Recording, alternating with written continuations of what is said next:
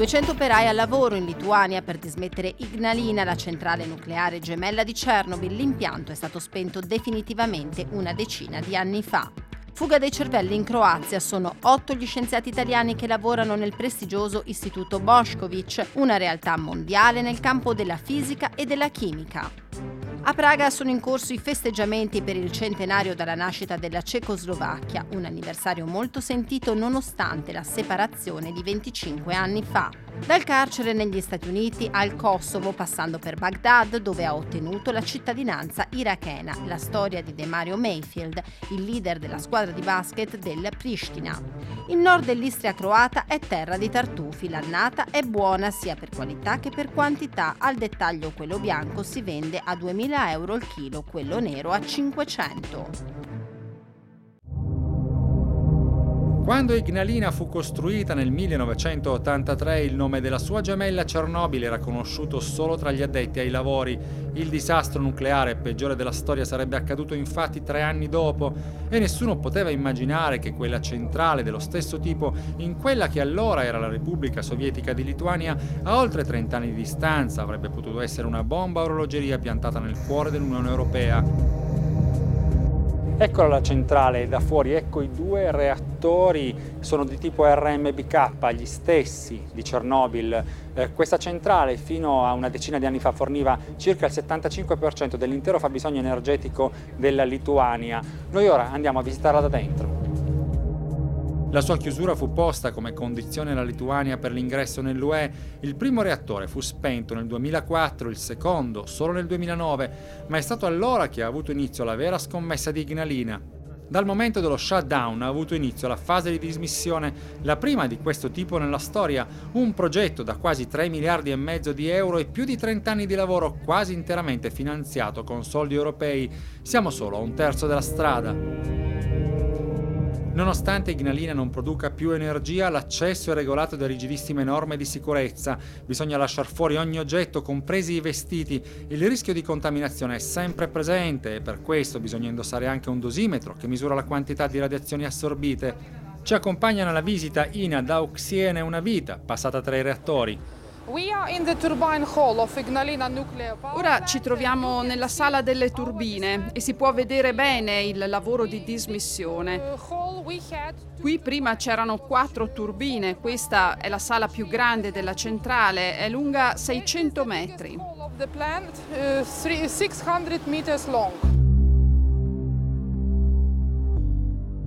E proprio qui si trovava una delle 4 turbine della centrale di Ignalina, ora è stata smantellata, si vede il vuoto che ha lasciato, era una turbina da 750 megawatt azionata dal vapore generato dalla centrale. In questo momento stanno lavorando circa 200 persone qui ogni giorno, il metallo viene controllato, quello contaminato viene trattato come rifiuto nucleare, quello non contaminato viene rivenduto.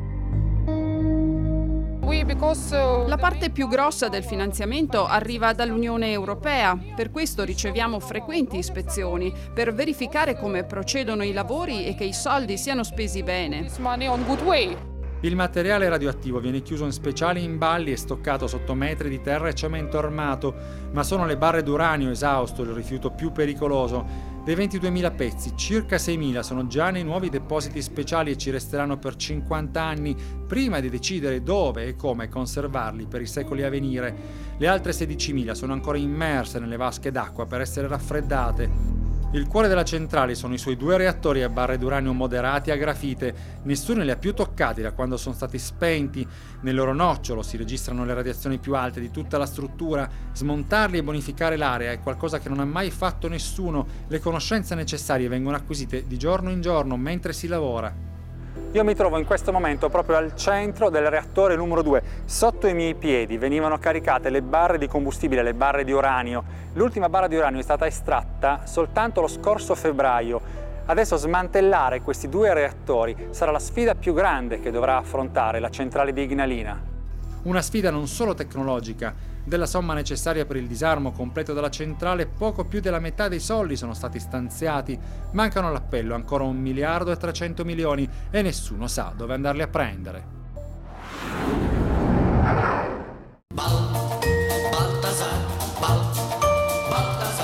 Anni fa uno scienziato disegnato a Zagabria, il professor Baltasar, trasmesso dalla RAI, entrava nelle case degli italiani e in ogni puntata risolveva i problemi di una stramba umanità.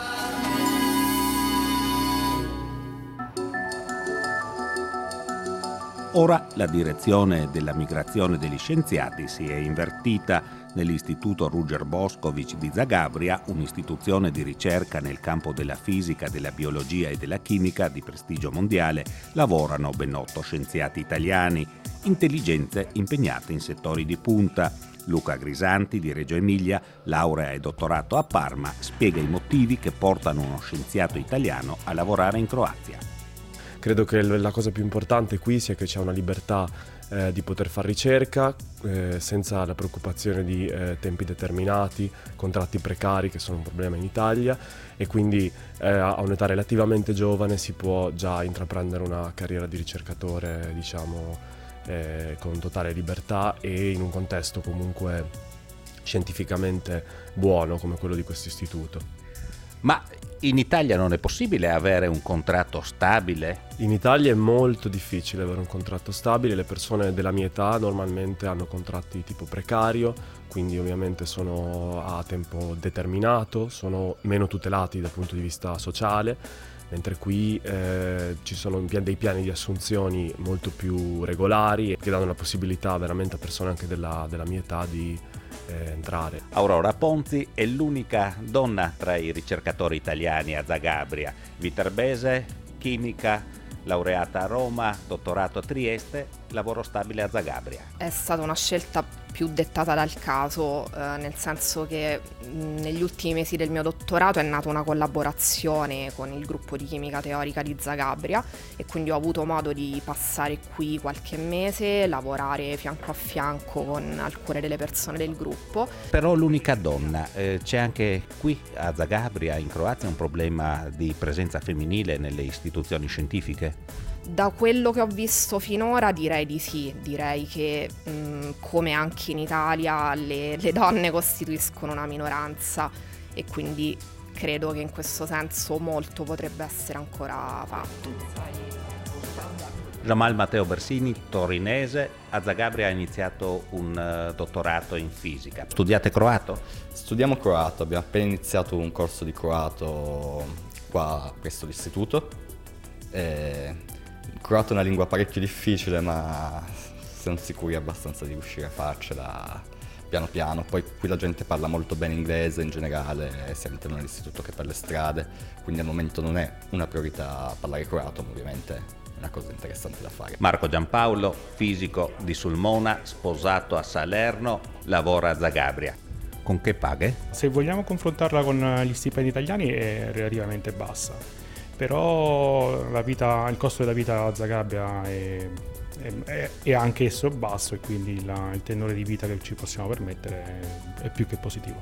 Visto da Zagabria, dalla Croazia, il sistema scientifico italiano come sembra?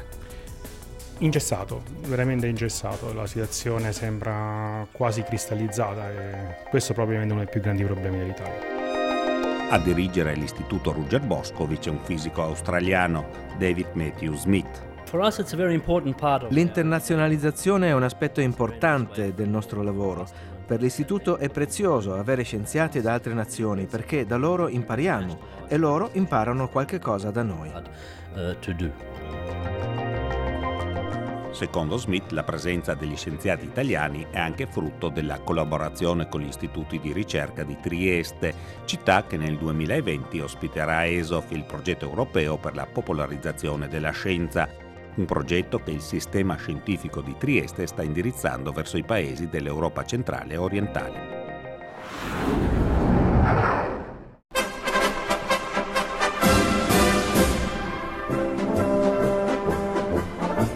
A gennaio se ne ricordava la fine, eppure ora è tempo di compleanni in grande stile. La Cecoslovacchia non esiste più da quel 1 gennaio del 1993 che sancì il divorzio di velluto, composto e consensuale di Praga e Bratislava. Una ricorrenza passata in sordina, mentre ora per il centenario della sua nascita 2000 soldati sfilano lungo Corso Europa sotto gli occhi dei rappresentanti di mezzo Occidente.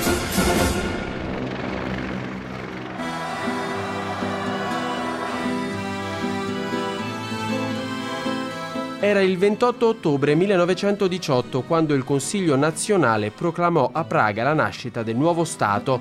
La dichiarazione di indipendenza, elaborata da Tomasz Masaryk a Pittsburgh, era stata stampata a Parigi pochi giorni prima. Non bastò certo l'eco del mitico regno di Samo, vecchio di 12 secoli, a cavallo tra storia e leggenda, per far unire cechi e slovacchi in un unico grande Stato. C'era il fronte comune contro l'oppressione straniera, Austria da una parte, Ungheria dall'altra, e la riluttanza a combattere contro i fratelli slavi, serbi e russi, dietro la nascita delle legioni cecoslovacche, soldati volontari a fianco degli alleati, primo nucleo della nuova Repubblica. Un'altra Europa, un altro mondo, eppure il suo ricordo in questi giorni riecheggia 1000 volte. A Praga i presidenti Zeman e Kiska depongono una corona sulla tomba del milite ignoto. Poi i premier Babiš e Pellegrini presenziano alla riapertura del Museo Nazionale dopo 7 anni di ristrutturazione.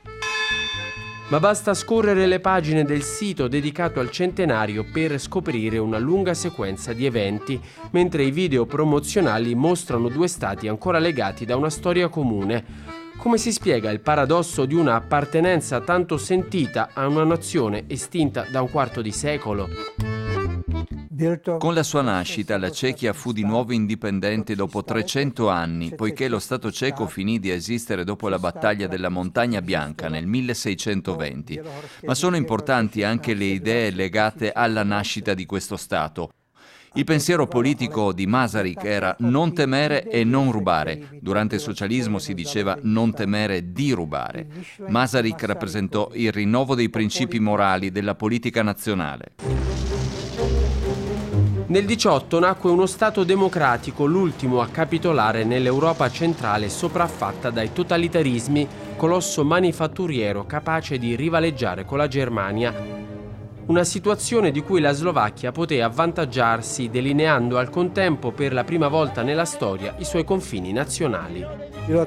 Si è visto pochi giorni fa con il discorso del presidente slovacco Kiska cosa ha significato la Cecoslovacchia per la Slovacchia che ha sofferto fino al 1800 l'ungarizzazione, che non aveva una intelligenza nazionale slovacca, in ritardo di circa 50 anni rispetto alla Cechia, dove già a fine 800 nascevano società civile, associazioni, partiti politici.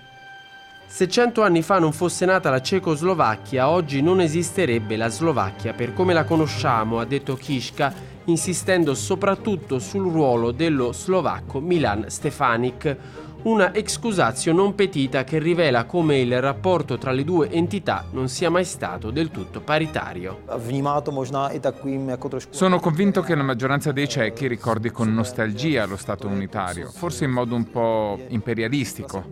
L'imperialismo, tra virgolette, nel XX secolo consisteva in questo paese nell'avere uno Stato in comune con gli slovacchi. La situazione nell'ultimo periodo era stata causa di diverse tensioni.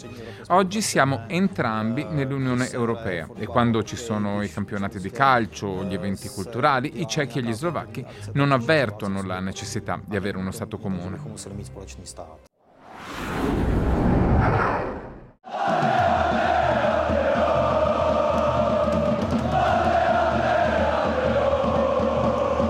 Allo stadio del basket di Pristina si gioca l'ultima gara del primo turno della FIBA Europe Cup. I padroni di casa affrontano i romeni della Steaua Bucarest e alla fine vinceranno, ma la festa comincia da subito perché il Pristina si è già qualificato per la fase successiva. È la prima volta per una squadra kosovara in una competizione europea per club. Tra le stelle del Pristina c'è un americano naturalizzato iracheno, il numero 0 Demario Mayfield, che ha una storia molto particolare.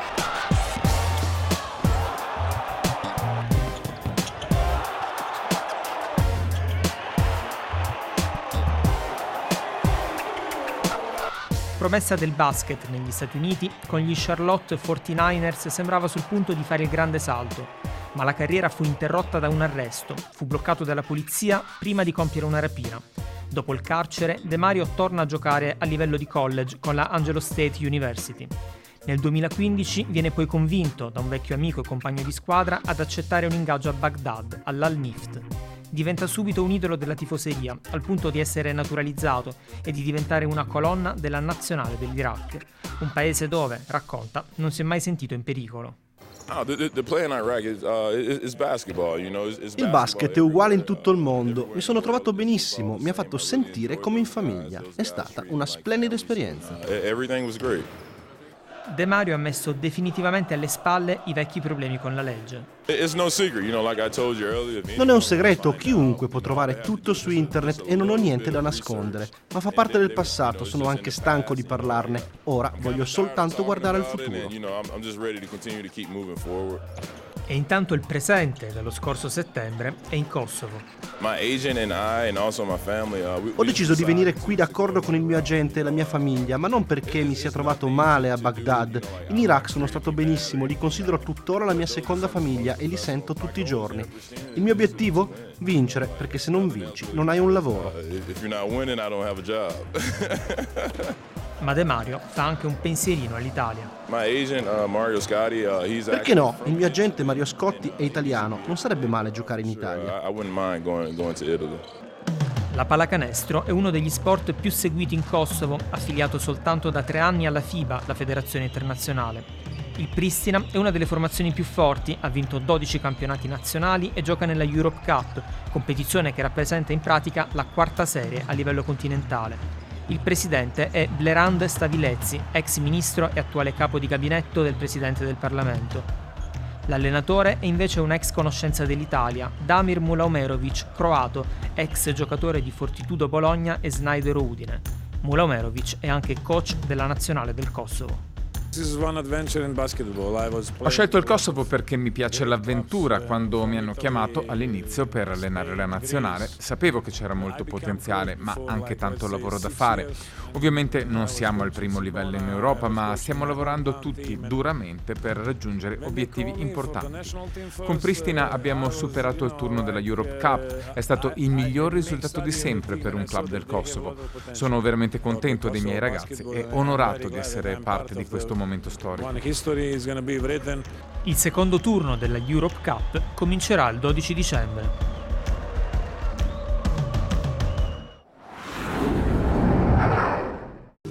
È un'arte antica che porta con sé denaro, passione e sacrificio. La raccolta di tartufi è in Istria uno dei pilastri dell'offerta enogastronomica e punto di forza del turismo. Lo sa bene il signor Ivica Tartufaio, con 40 anni di esperienza, che mostra a un gruppo di visitatori giapponesi come si fa a scovare nel bosco il prezioso tubero con la collaborazione dei suoi 2 cani. La filosofia di Ivica sulla ricerca del tartufo è semplice quanto diretta e ce la esprime in dialetto istroveneto. Ma chi andà in bosco sempre trova qualcosa, sempre. Chi ha buon cane, chi non ha buon cane allora. Cani da tartufo che di solito sono di sesso femminile, spiegano gli esperti, l'orario migliore per la ricerca è prima dell'alba. Per misurare la bravura del binomio cane-tartufaio si organizzano competizioni come quella che si è tenuta a Livade, nell'Istria settentrionale in Croazia. Qui hanno partecipato appassionati provenienti da diversi paesi. Ha vinto l'ungherese Balázs Arsagyi insieme alla sua cagnolina Sailko, 8 tartufi trovati in pochi minuti. Il nord dell'Istria in Croazia è considerata zona fertile per i tartufi in qualità così come in quantità. Era un giorno di inizio novembre del 1999 quando Giancarlo Zigante, a capo di un'azienda di tartufi con un centinaio di dipendenti e lui stesso tartufaio, tirò fuori dalla terra un esemplare di grandezza mai vista prima, 1 chilo e 310 grammi, Guinness dei primati che ha resistito fino a 4 anni fa.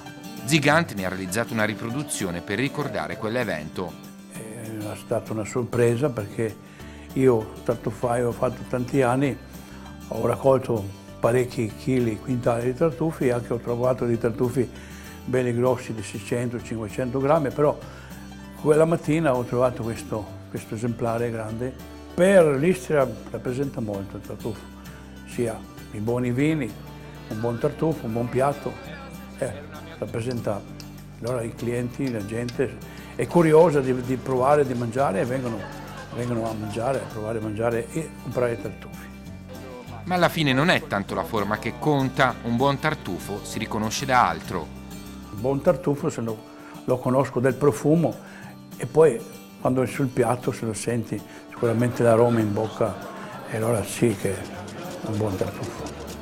Annata buona il 2018 per il tartufo in Europa, le condizioni del tempo hanno permesso una cospicua quantità e un abbassamento del prezzo. Al dettaglio il bianco si vende a 2.000 euro il chilo, 500 per il nero, più economico perché è più diffuso, ma anche il sapore cambia. È un gusto totalmente differente.